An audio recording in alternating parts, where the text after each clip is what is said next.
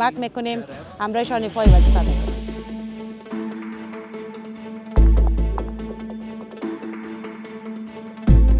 بس سرزوری پیدا کردل د غوب سر موږ سرزوري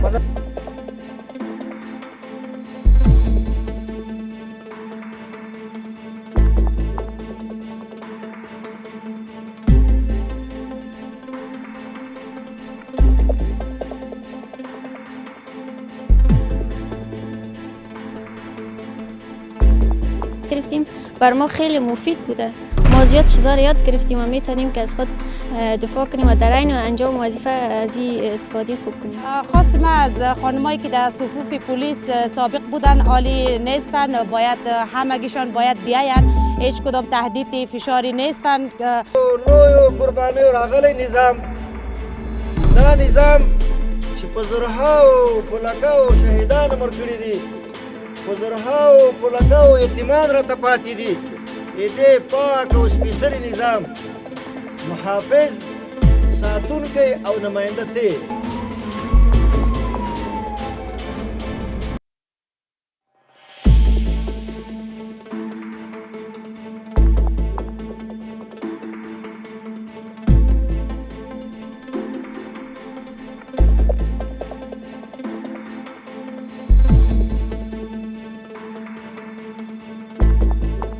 وظیفه ما این است که دوش به دوش برادرای خود همکاری میکنیم، کمک میکنیم، همراهشان ایفای وظیفه میکنیم.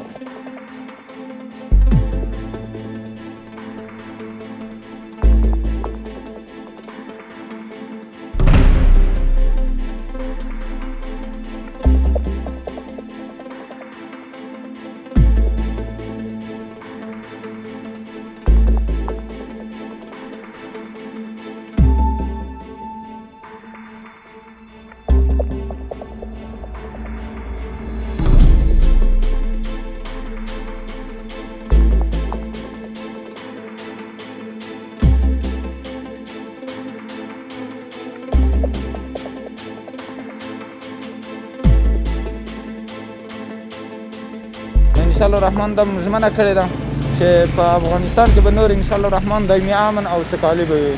دا زه ټول ولس ته ډاډ ورکوم تر څوم چې په تن کې وینه ده هغه به ستاسو د ناموس او تر مال د هر څه به قربانوو.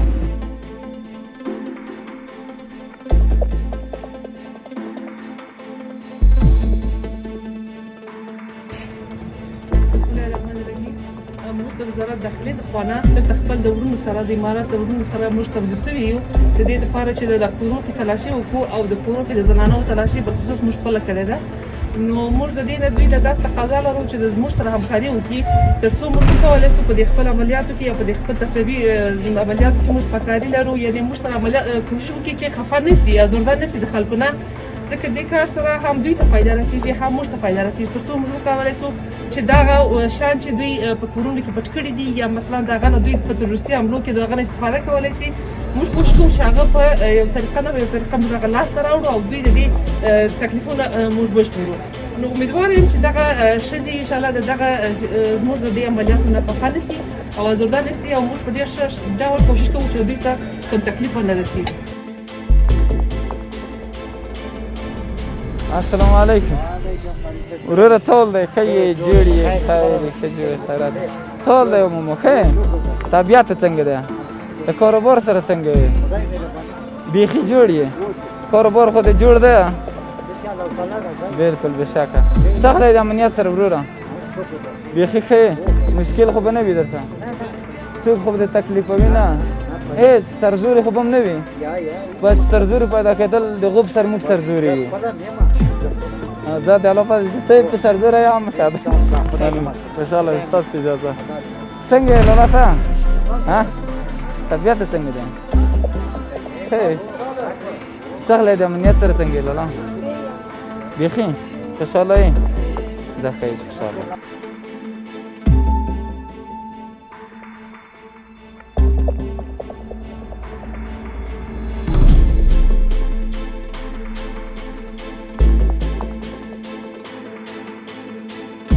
تاسې عادي خلک نه یئ، تاسې د یو سپېڅلي پاک اسلامي نظام نمایندګان یئ. هر مجاهد هر سرتیری دا د پاک او سپېڅلي نظام نماینده ده. مجاهده دا پاک او سپېڅلی نظام دا په ډېرو لویو قربانیو راغلی نظام، دا نظام چې په زرهاو په لکاو شهیدان مړ کړي دي، په زرهاو په لکاو یتیمان راته پاتې دي، دې پاک او سپېڅلي نظام محافظ، ساتونکی او نماینده ته